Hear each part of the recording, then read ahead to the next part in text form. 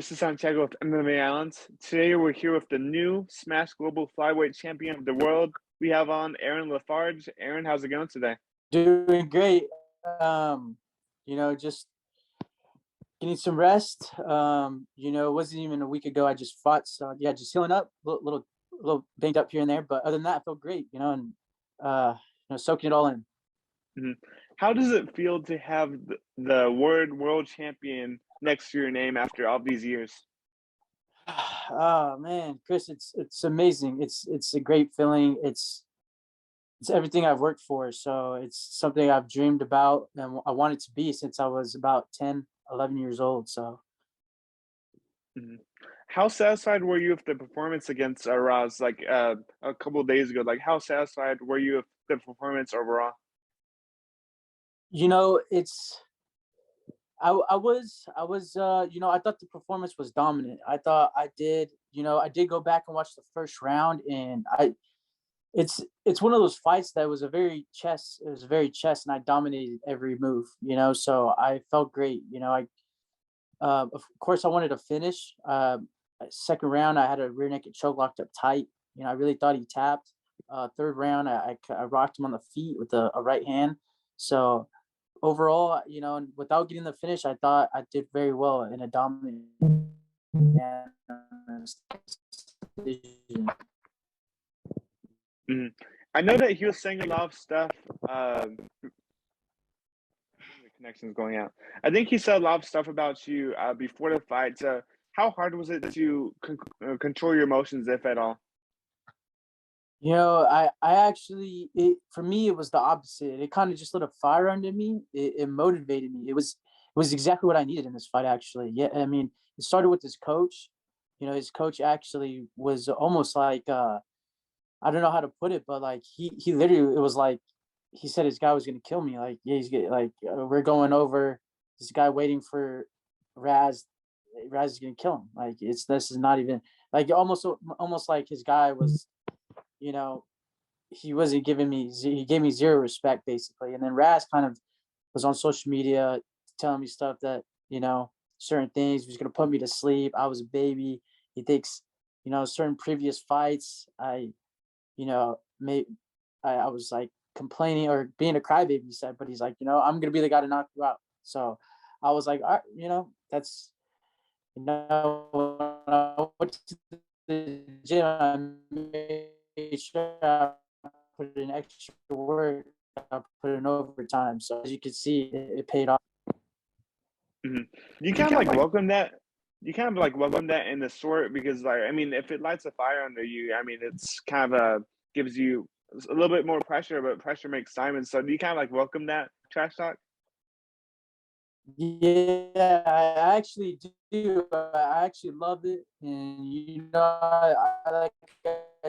I've been doing this for quite some time now, so I understand it comes with the territory. There's guys like Raz that, I'm sure he was very confident coming down. He thought he was just gonna, probably steamroll him, to be honest. And, he didn't really know my style, what I bring to him. I'm a very good, he's known to be a very good striker, a Muay Thai and a boxer.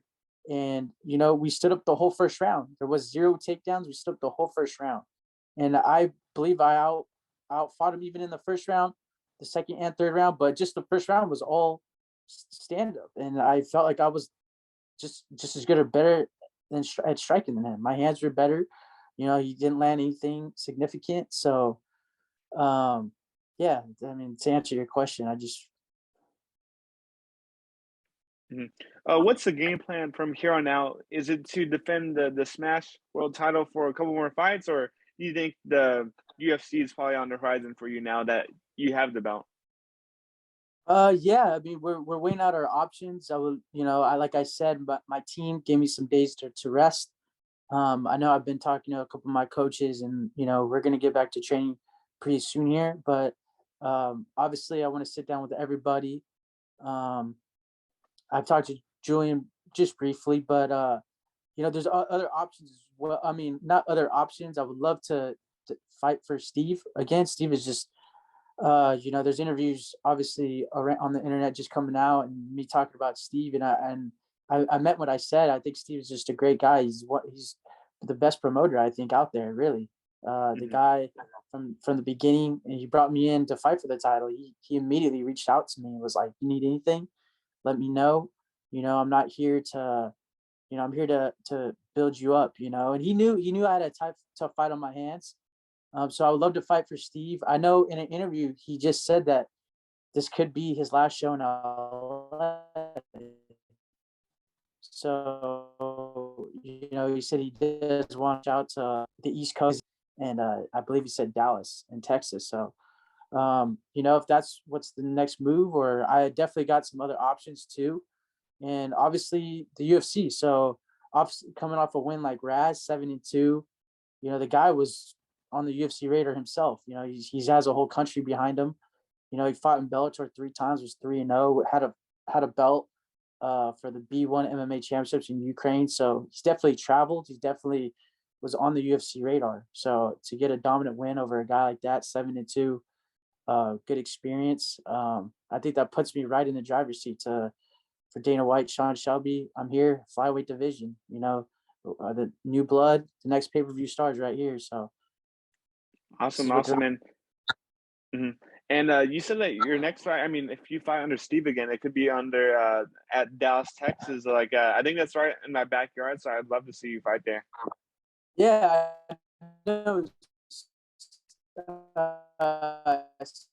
Steve, he's definitely he wants to branch out, and as the interview I actually watched, I saw yesterday, and I thought that was really cool. I know he expressed going to the East Coast too, because being from Connecticut, he said New York, Connecticut, those are all places he would love to hold fights. So we'll see what happens with all that. And with getting into entry into the UFCs, it's always hard for prospects to get into it.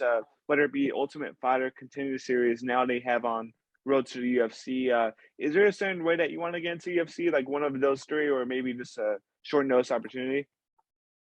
Well, for me, it was always like, hey, I would like to be on the Contender Series, but as you can see, because I've watched the last couple years. I even have a friend of mine that I wrestled in college with. He was on and he got through to the UFC like that. But for me, it's like, especially my last win. Raz is a guy was good enough to be on the show right now, and a guy like Cleison Rodriguez from Brazil that won on the show, and he just had his UFC debut was 7-1. So Raz is 7-2. And 3 of those fights were in Bellator. It's I believe my skills and my capabilities there. Like I think, if they want me to do one more outside the UFC, I wouldn't mind. But I'm in my prime. I feel great. I feel ready to go. You're a great fighter with also a great management team. How did you get in contact with Upgrade and the Julian Gregorio? Like, how did you get in contact with them? Well, it was kind of an interesting time for me. It was during COVID. I, obviously for everybody, everything was just kind of up in the air. I personally, originally I'm from, Southern California, and I've trained in LA and Orange County both. So I obviously, like, it was shut down pretty bad. There wasn't any fights going on. Like, nobody could have fights. And so for me, I got up and I actually moved to the Midwest. I got a hold of made some calls and had some old friends from college I wrestled with. They're like, hey, how about you come out to the Midwest? These are open. At least come and train, and then if you want to get some fights in as well, like, keep building that, keep building on your record. Or so I went out there, and things started opening back up in California. So I'm like, I was out there for I think 6 months to a year. It wasn't very long, but things started opening up again. So I was excited about that.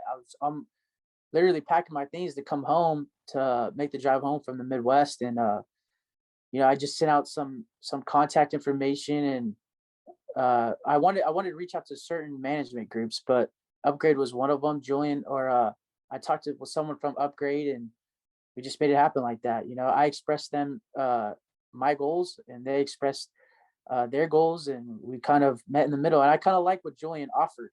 Julian was letting me know that, hey, we're not a man, we're not a we're not what's the word? An agency. He goes, we're not the agency. We don't a fighter that, you're kind of where you're just a number, but we're not like a small, like five guys where, it's small. And he goes, we're somewhere in the middle. We like to be like a family. It's personable. Like we like to get to know our fighters. We want our fighters to get to know us. He told us, yeah, we actually have guys in the UFC. We have guys on the verge of the UFC. We want guys like you that are hungry, that can be in the UFC. And it just made sense. I thought it was, for me, it all made sense. And I over time we got to know Julian. I like Julian. Julian's a great guy. So he's helped me so much, just, from just our talks to, my career itself to, marketing me and getting me where I want to be, like what we talked about. Mm-hmm. You said that you and Julian's goals kind of like aligns. What are some of your goals heading into the later part of this year, 2022? Yeah, I mean, like I said, we briefly talked. Obviously Julian knows that I just fought, and he's, he's kind of, I told him I wanted to rest a little bit. I had a couple of minor injuries in camp and going into this fight, so I just wanted to rest a week, maybe two, but one or 2 weeks just to fully 100% heal, then get right back to training. And he's mentioned to me a couple options, out, Smash or outside of Smash, and going to the East Coast was one of them. So I know somebody mentioned, even Fury's coming, will be in Texas in sometime in the summer as well. So I mean, there's some options, and like the East Coast, it'd be CFFC.